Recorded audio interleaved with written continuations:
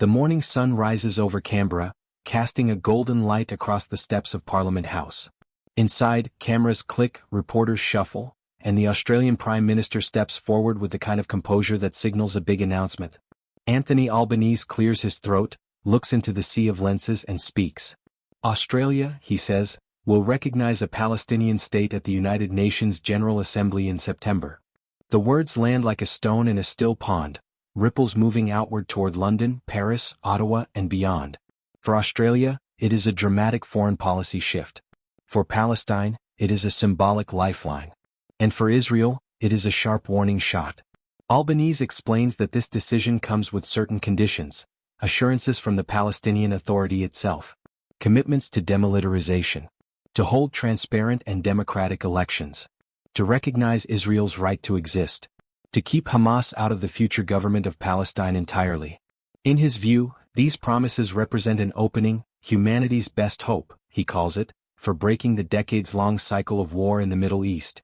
But the backdrop to this moment is anything but hopeful. In Gaza, life has been reduced to survival.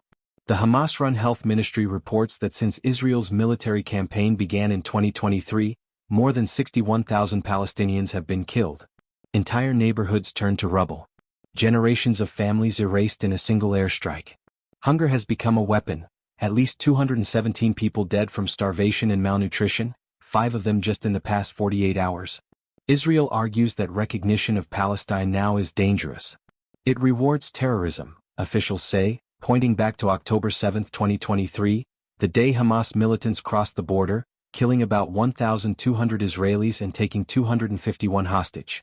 That attack was Israel's breaking point, the moment Prime Minister Benjamin Netanyahu launched a full military campaign to eliminate Hamas. The war that followed has raged for nearly 2 years, its violence spilling far beyond the initial battlefield. Protests erupt in capitals around the world. Human rights groups accuse Israel of collective punishment. Western governments find themselves pulled between alliances, public opinion, and the moral weight of the civilian death toll. Just a day before Albanese's announcement, Sydney saw one of the largest pro-Palestinian demonstrations in its history. Tens of thousands marched across the Harbour Bridge, their chants echoing over the water, "Free Palestine." A court had tried to stop the protest, citing safety and public order, but the ruling was overturned, allowing the sea of flags, banners, and defiance to spill across